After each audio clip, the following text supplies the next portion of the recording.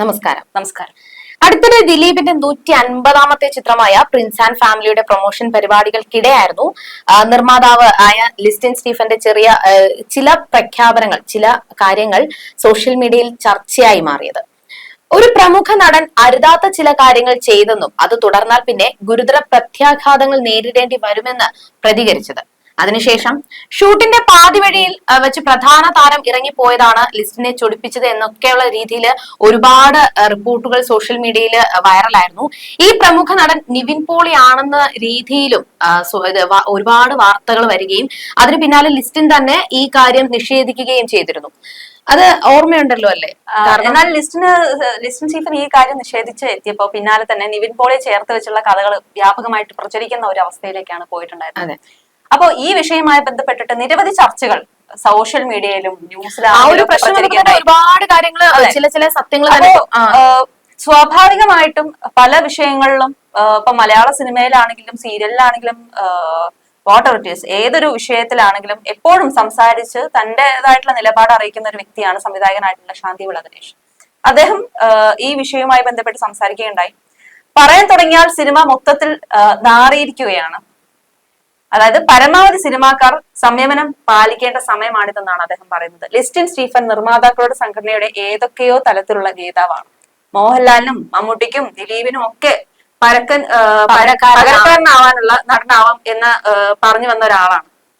അപ്പം ബുദ്ധിയുള്ള ആളായതിനാലാവാം പ്രൊഡ്യൂസർ ആവാൻ തീരുമാനിച്ചത് ചിലപ്പോൾ, അല്ലെ എന്നാണ് ശാന്തിവിള ദിനേശ് പറയുന്നതാണ്. ഓക്കെ, പെട്ടെന്നാണ് അയാൾ മലയാള സിനിമയിലെ വലിയൊരു നിർമ്മാതാവായി മാറിയത്, ഒരു ബ്രാൻഡായി മാറി. പൃഥ്വിരാജുമായുള്ള ഒരു ചങ്ങാത്തം, നിവിൻ പോളിയുമായിട്ടുള്ള ചങ്ങാത്തം, ഒരുപാട് തിയേറ്ററുകൾ ലീസിനെടുക്കുന്ന ആ ഒരു രീതി, അങ്ങനെ മലയാള സിനിമയുടെ ഒരു അവിഭാജ്യ ഘടകമായി അദ്ദേഹം മാറുമ്പോൾ അതിനനുസരിച്ച് മാറണം, മനസ്സും അതിന് അനുസരിച്ച് വളരണം, അല്ലെ? അതെ, അത് തന്നെയാണ് ശാന്തിവിള ദിനേശ് പറഞ്ഞത്. അത് മാത്രമല്ല, അയാൾ എങ്ങനെയാണെന്ന് വെച്ചാൽ ജീവിക്കാൻ വേണ്ടിയായിരിക്കും ചിലപ്പോൾ സുരേഷ് കുമാർ മലയാള സിനിമയിൽ നടക്കുന്ന കോടിക്കണക്കിന് രൂപയുടെ നഷ്ടത്തെ കുറിച്ചൊക്കെ ഒരു പത്രസമ്മേളനം നടത്തിയിരുന്നു. അത് എമ്പുരാൻ സിനിമയുടെ റിലീസിന് ശേഷമായിരുന്നു. ആ പത്രസമ്മേളനം ഒരുപാട് രീതിയിൽ ചർച്ചകൾക്ക് മാത്രമല്ല വിമർശനങ്ങൾക്ക് വരെ വഴി വെച്ച ഒരു സംഭവം തന്നെയായിരുന്നു.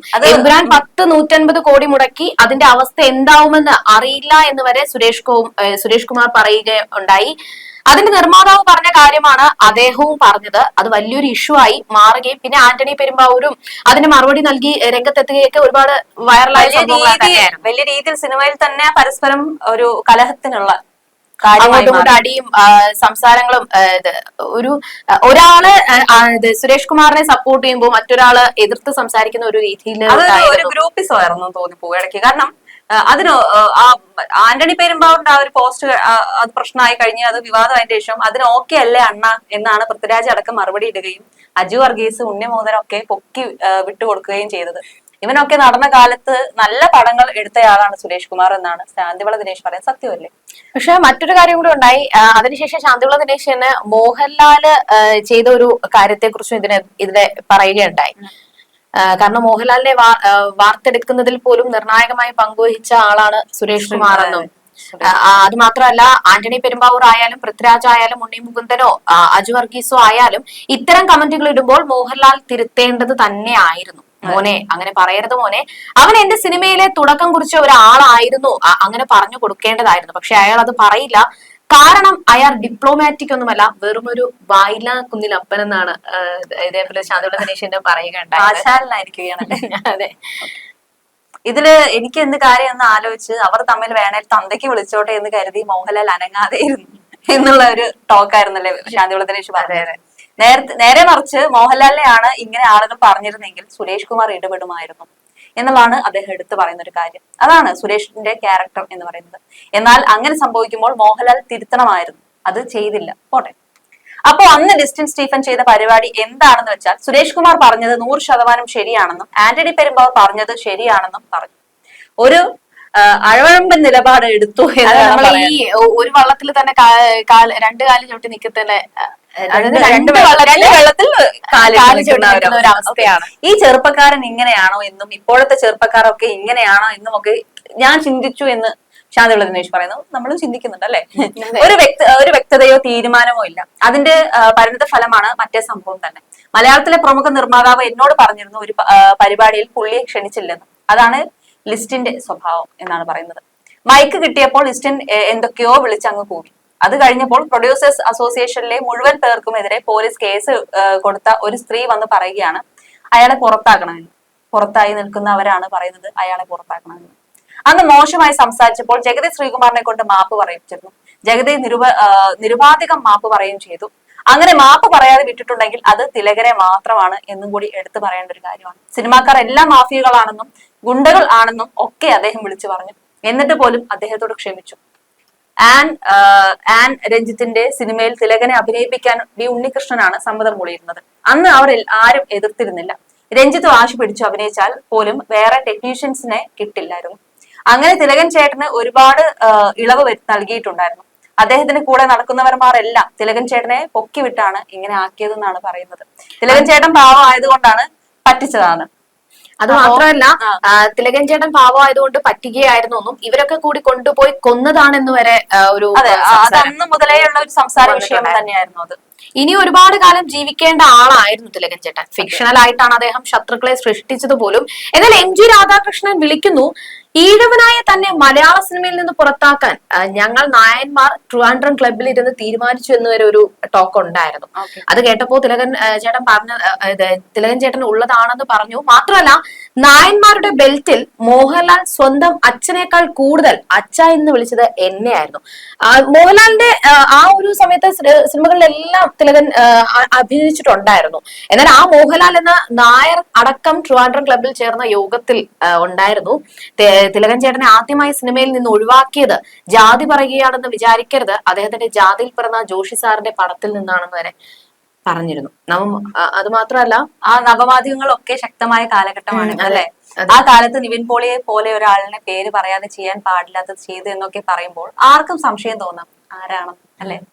അങ്ങനെ പല നായകരും സിനിമയുടെ ഇടയിൽ നിന്ന് ഇറങ്ങി പോയിട്ടുണ്ട്. അങ്ങനെ പലരുമുണ്ട്. ആ ആളാരാണെന്ന് തുറന്നു പറയാനുള്ള ധൈര്യം ഉണ്ടാവുക എന്നുള്ളതാണ് ഏറ്റവും വലിയ കാര്യം. കുഞ്ചാക്കോ ബോബനാണോ, ദിലീപാണോ, ഷൈൻടോ ചാക്കോയാണോ, ഷെയ്നികാണോ എന്നൊക്കെ ആർക്കും സംശയിക്കാവുന്നതാണ്.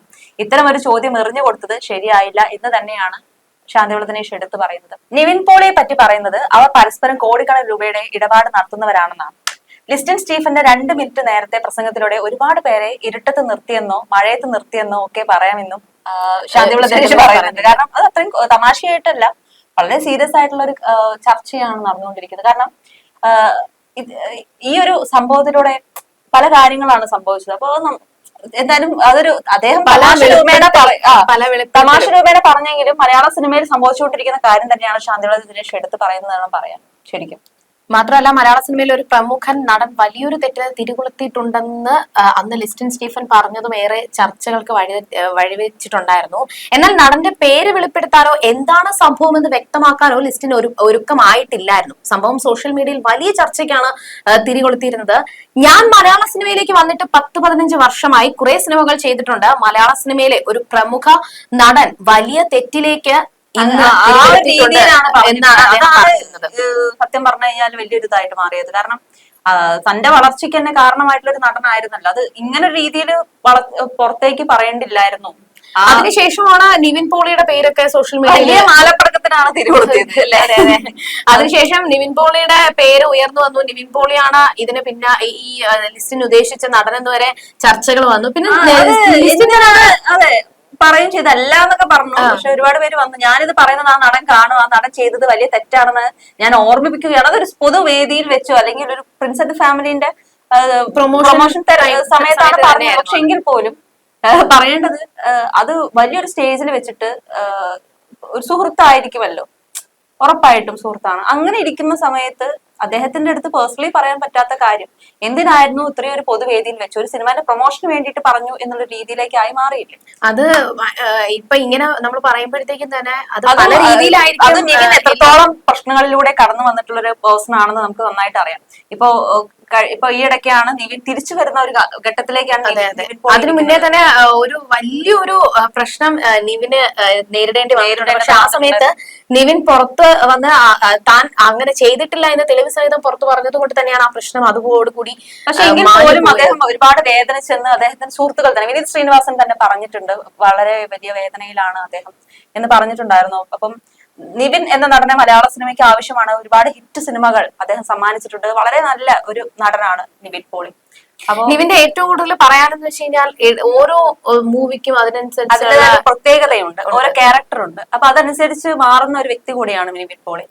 അപ്പൊ അദ്ദേഹത്തിന്റെ ഒരു തിരിച്ചുവരവ് എന്ന് വിചാരിച്ച് അദ്ദേഹത്തിന് പുതിയ സിനിമകളും അപ്ഡേഷൻസും എല്ലാം കാത്തിരിക്കുന്ന ആരാധകർക്ക് മുന്നിലേക്ക് അദ്ദേഹം തിരിച്ചെത്തി സന്തോഷത്തോടെ ഇരിക്കുമ്പോഴാണ് അടുത്തൊരു പ്രശ്നം. അതും ഒറ്റ സുഹൃത്തായിരുന്നു. അപ്പൊ അങ്ങനെ ഒരു പ്രശ്നം വരുന്നത് അത് പൊതുവേദിയിൽ വേണ്ടായിരുന്നത് തന്നെയാണ് ഇപ്പൊ ശാന്തിവിള സുരേഷ് അതിലൂടെ വ്യക്തമാക്കുന്നത്.